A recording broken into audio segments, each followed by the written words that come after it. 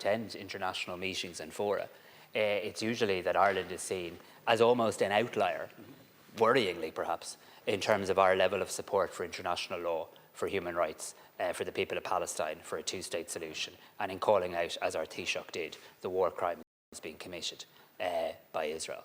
So then you come in here and you just get a completely different representation. Ireland isn't standing idly by. And you quoted my words, I think, of this Tuesday. Ireland is not standing idly by. Ireland have already outlined even more steps that this country intends to take, both domestically and internationally, in relation to supporting the people of Palestine, but more profoundly in terms of supporting international law and human rights. And we continue to do that, and will continue to do that at every opportunity. You said I said something there as though I said it new. I also said it on Friday night in the interview that you referenced as well. That we do need to have a better understanding and better knowledge as to what happens above our skies and indeed below our seas.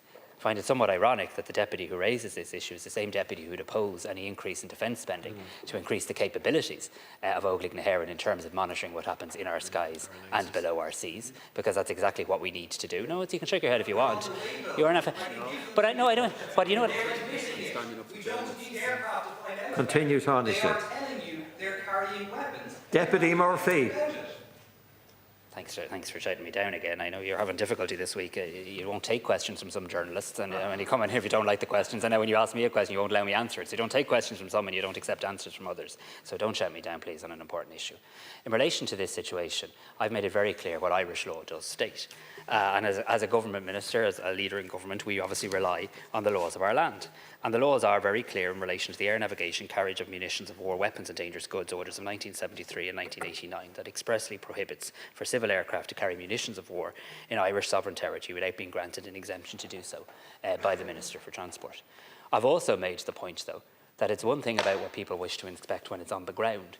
When a plane is at 30,000, 35,000 feet in the air, I'd be very interested in hearing from you your practical and implementable solutions in terms of what more we can do. And I don't say that, by the way, in any flippant way, because let me be very clear. I do think we need to do more on this. I do think we need to see change internationally in relation to this. I do think this being dictated from international covenants and agreements of the 1940s doesn't reflect the reality today.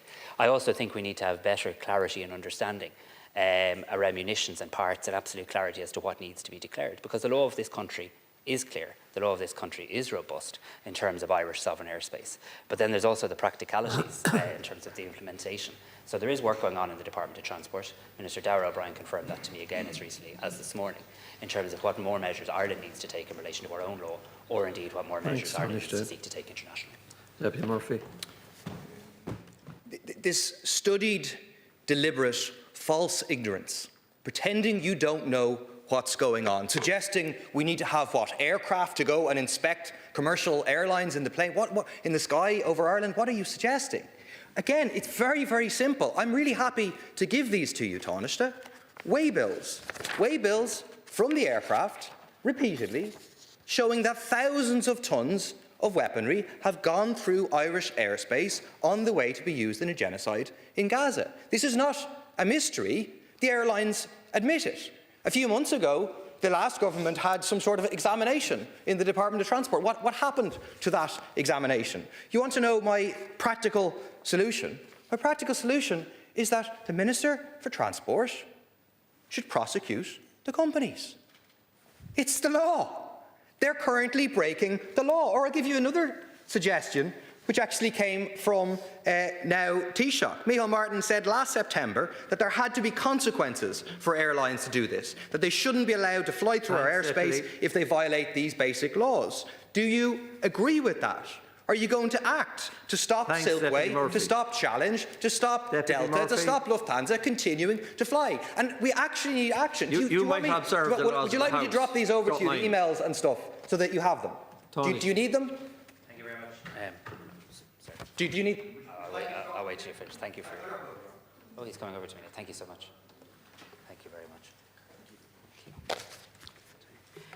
So, thank you very much for that. But obviously, the process to which government will go through, Deputy, is examining the allegations. The Department of Transport is examining them, and I do agree that any breaches of Irish law must, of course, have consequence. I mean, Irish law matters.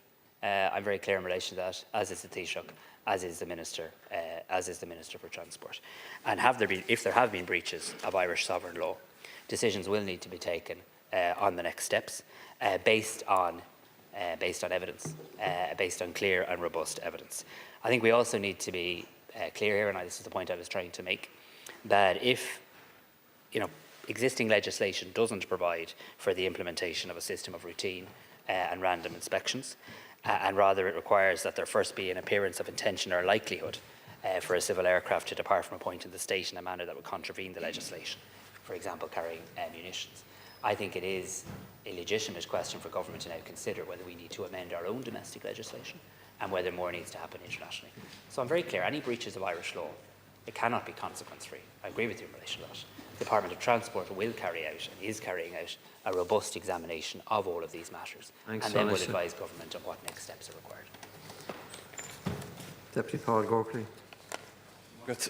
Tánaiste, I was at a presentation by Haven Horizons yesterday in the AV room, as were others. This domestic, sexual and gender-based violence prevention centre